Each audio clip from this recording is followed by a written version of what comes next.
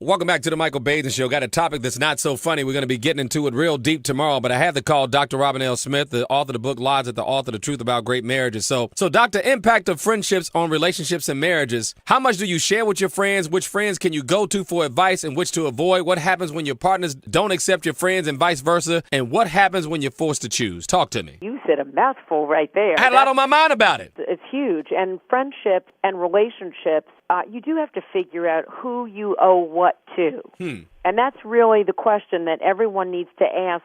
Who do I owe what to? And if you're in an intimate relationship, a romantic relationship, a marriage, and you have friends that don't like your spouse, your lover, your partner, that's really their issue. That's their problem. And you don't want to make it yours. What about telling your friends? Because, look, we all need somebody to confide in. We need somebody to confide in who doesn't have an agenda of their own. I just talked to somebody today who said to me, I want to share something with you, but all I really need you to do is listen. Mm-hmm. And so we need to be specific with people when we're sharing with them, why we're telling them, what we need from them. Because often we share something and people take license as if because we've told them something, they can get up in our business and in our lives as if it is their own. It's not. The reason why I rose is because a friend of mine got into it. They're about to break up because the wife has been talking to the girlfriend about what's going on in the bedroom, and the husband found out about it.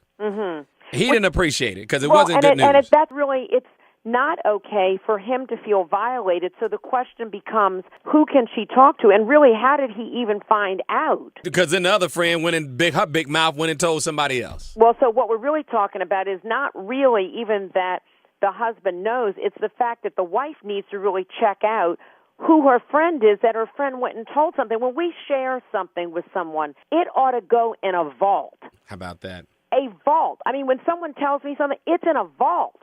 So people will say to me, I didn't know such and such about someone. I look at them like, well, I don't even know what they're talking about. I may have known for years. Nobody wants to have to make a choice between their partner and their best friends. We're talking about people who've been friends for years, because friendships, as we know, last longer than most relationships do. But is there ever a time when you have to choose or should have to choose?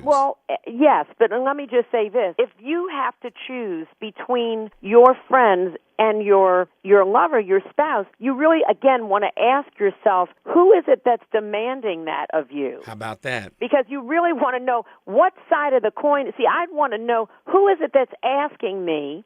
Are my friends asking me to give up my man? And even if they don't like him, if I like him, then you don't have to like him. All you need to do is love and support me. How about now, that? Are there times, and what I call this are relationship casualties. There are times in a marriage, in a committed relationship, if you've got a good relationship or something you want to make good, you want to work on because you've got kids or just simply because you're grown and it's where you want to be, and you have people who are so-called friends but unwilling, they don't have to like the person, but unwilling to be supportive of you, that can become a friendship that becomes a casualty. I mean, a person doesn't get to stay in your life and tear you and your choices down. I cannot thank you enough. Hey, Dr. Robin, thank you so much. And by the way, I'm working on us doing something together next year. I'll give you the details in about a month when we get the sponsors and everything behind it. You're going to love it. I'm going to keep you to your word.